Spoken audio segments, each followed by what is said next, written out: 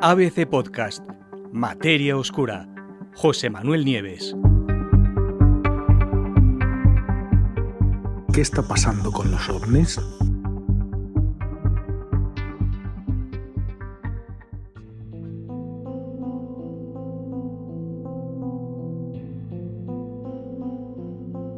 Estamos a finales de agosto y la verdad es que justamente al final de este mes se van a juntar varias noticias, varias cosas importantes que tienen un punto en común, que son de alguna manera noticias sobre ovnis, sobre posibles naves extraterrestres, ¿no? Por un lado, sabéis todos, o hace un par de semanas se produjeron estas declaraciones de tres testigos, uno de ellos, un oficial de inteligencia, precisamente el que se encargaba de los UAPs, que es como llaman ahora a los UFOs, ya no son objetos voladores no identificados, sino fenómenos aéreos no identificados, lo cual abre las puertas a que no solamente sean objetos, sino también fenómenos meteorológicos, atmosféricos, etc. Pero bueno, ¿os acordáis que hace un par de semanas este oficial de inteligencia, que se llama David Grush, dijo que no le cabía duda, por los testimonios que él había recopilado en 4 años, de que el gobierno de los Estados Unidos tenía desde hacía 4 décadas por lo menos un programa de ingeniería inversa por el cual estaba estudiando restos de naves? Y no solamente eso, sino que además dijo que se habían encontrado entre esos restos,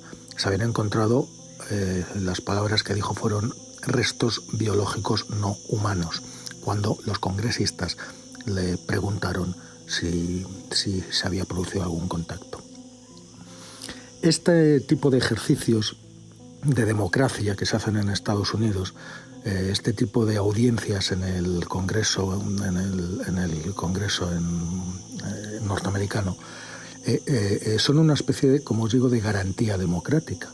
Cuando la opinión pública se pregunta o duda que el gobierno esté ocultando algo o no tenga claro algo de lo que está haciendo, se monta una de estas sesiones sobre el tema que sea, y los propios congresistas y senadores son los que organizan esas sesiones, los que eligen a los testigos que van a citar para que comparezcan, y evidentemente además comparecen bajo juramento, ¿no?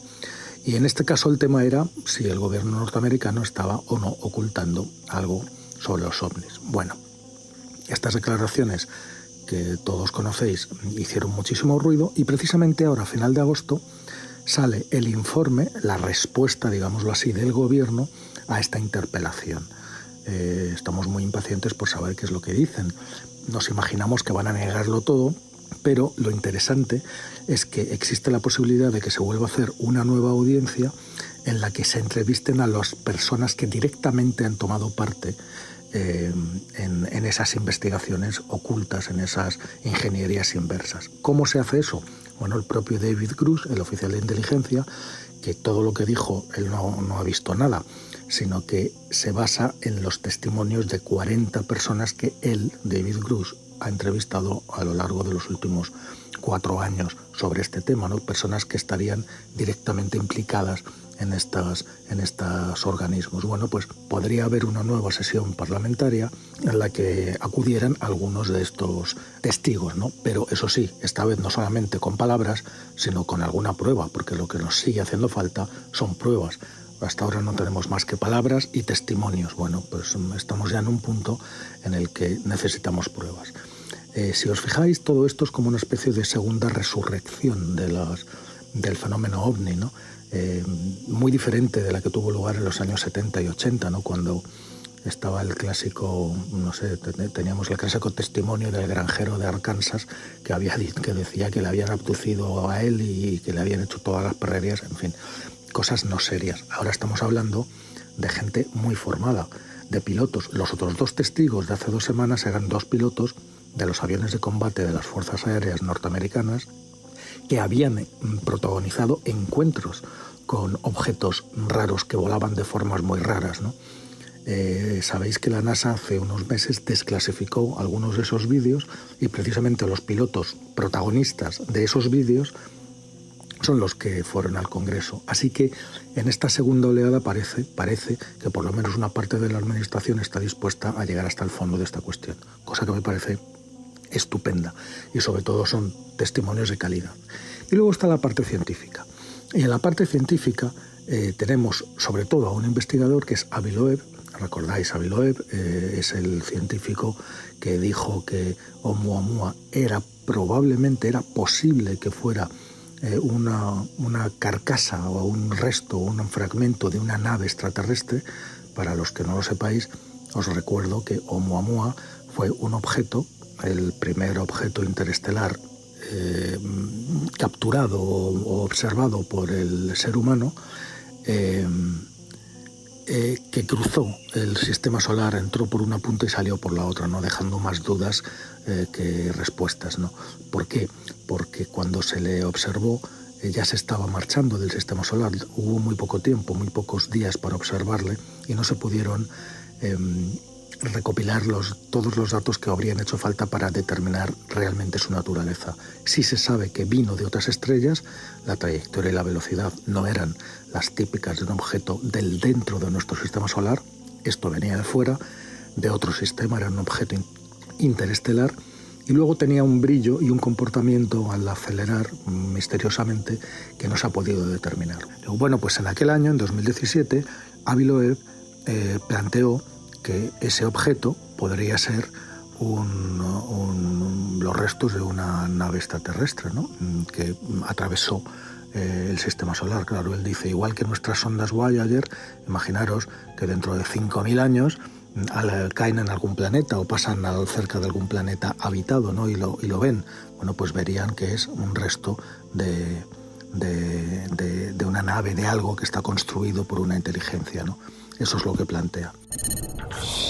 ¿Y qué es lo que dice ahora Avi Loeb? Avi Loeb ahora ha vuelto. Y ha vuelto con otro asunto. Resulta que en 2014, es decir, varios años antes de Oumuamua, hubo otro objeto que llamó poderosamente su atención. Un meteorito que llegó a la Tierra en el año, pues eso, en 2014, 3 años antes que Oumuamua. ¿Qué pasa? Que los datos referentes a ese bólido, a ese meteoro, estaban en manos de los militares. ¿Por qué? Porque habían sido captados con el sistema de alerta antimisiles de las fuerzas aéreas. Sabéis que ese es el mismo sistema que permite a los militares estadounidenses saber si se dispara un misil en Corea o en cualquier parte del mundo, inmediatamente lo detectan. Bueno, pues ese sistema de defensa también capta, evidentemente, meteoritos que llegan del espacio. Y captó a este. Y era muy raro porque llegó a una velocidad que era cerca del doble de la que normalmente llevan este tipo de objetos. No me acuerdo ahora mismo, pero era pues casi el doble. Me parece que estaba cerca de los 100.000 kilómetros por hora, muchísimo. Y segundo, pues porque normalmente cuando uno de estas rocas, cuando es un meteorito, entra en la atmósfera, pues el calor de la fricción con el aire eleva la temperatura a más de 2.000 grados y la roca se deshace, es decir, explota y se deshace en granitos. Tiene que ser muy grande para que algún trozo sobreviva y llegue hasta el suelo. Bueno, pues este no se destruyó, sino que bajó hasta los 20 kilómetros de altura, que eso es muy abajo ya, casi en tierra. Y ahí fue donde explotó. ¿Y explotó dónde? Pues sobre el Océano Pacífico, frente a las costas de Papúa Nueva Guinea. Entonces, Avi Loeb, desde 2004, lleva pidiendo los datos exactos de trayectoria, de velocidad de este objeto, y los militares se lo estaban negando, porque para Loeb este objeto era un objeto muy interesante. ¿Qué pasa? Que después de tanto insistir, Avi Loeb, como sabéis, no es un científico cualquiera, es consejero científico del presidente de los Estados Unidos, fue director del Departamento de Astronomía de la Universidad de Harvard, ni más ni menos. Vamos, su currículum no cabe en una hoja, ni en dos. Bueno, pues consiguió que finalmente el año pasado, fijaros, desde 2004 hasta 2022, los militares le dieran un resumen, un informe sobre ese objeto. Vale, ¿y qué es lo que decía ese informe? Bueno, pues decía que con una certeza del 99,99%, ese objeto no venía de nuestro sistema solar, sino que procedía de otras estrellas, de otra estrella, venía de fuera. Era el dato que le faltaba a Loeb. Juntando esa procedencia interestelar con esas características extrañas, Loeb tenía una vez más datos para sospechar que ese objeto podría ser artificial. Pero había una diferencia con Oumuamua. Oumuamua, 3 años después, como os dije, pasó de largo y apenas se le pudo observar, no daba tiempo. Pero es que este cayó a la Tierra, es decir, sus restos estaban aquí, en nuestro mismo planeta. ¿Qué hizo Loeb entonces? Con todos los datos precisos de trayectoria, calculó el lugar donde este meteorito había estallado y según la dirección que llegaba, estableció una especie de reguero de unos 10 kilómetros de largo y unos 2 o 3 kilómetros de ancho frente a las costas de Papúa Nueva Guinea en el Pacífico. Ahí es donde tenían que estar los supuestos restos.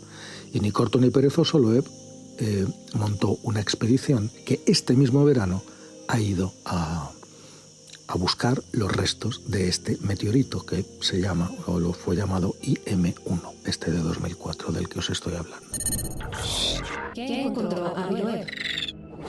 La expedición era un barco, evidentemente, y un instrumento que habían construido con una especie de plataforma de arrastre magnética que hundían en el fondo 2 kilómetros de profundidad bajo las aguas. No era, o sea, había que buscar en un área de 10 kilómetros de largo, 2 de ancho y 2 de profundidad.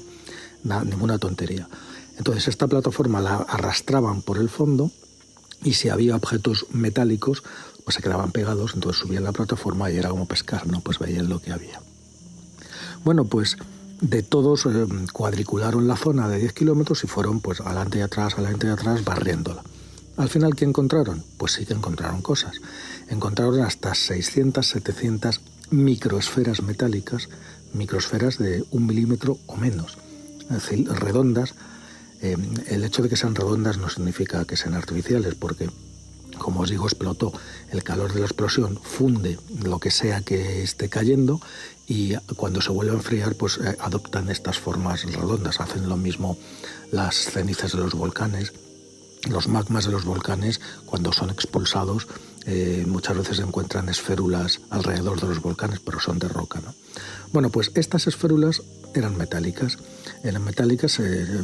Estaban magnetizadas, o sea, se quedaron pegadas al imán con el que las estaba pescando, y un primer análisis indicaba que estaban hechas de acero y de níquel.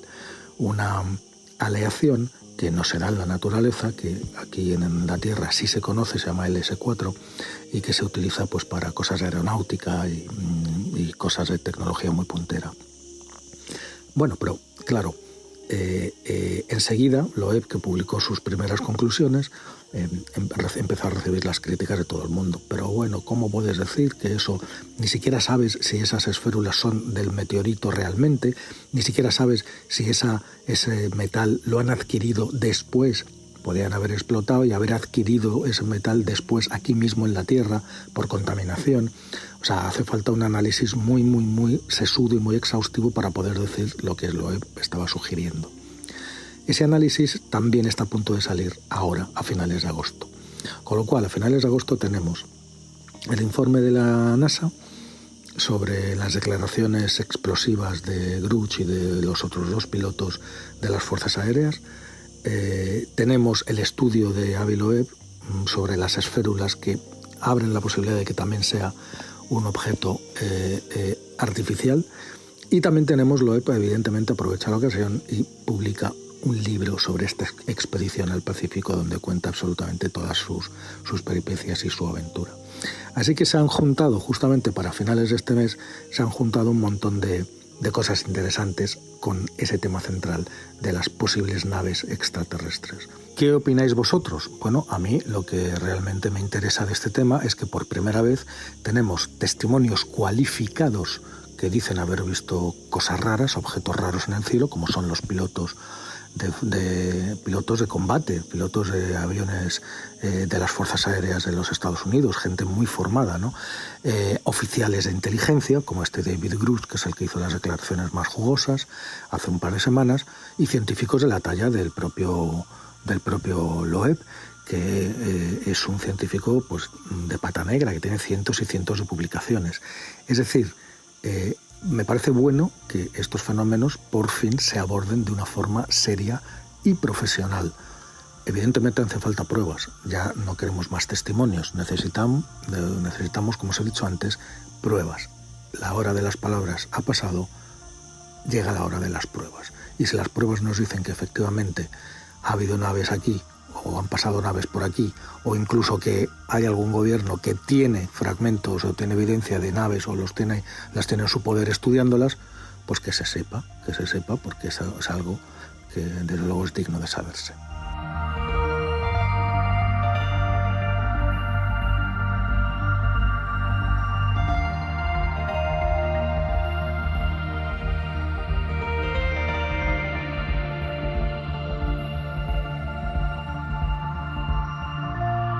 Puedes escuchar todos los episodios en abc.es, iVoox, Wanda, Spotify, Apple Podcast y Google Podcast.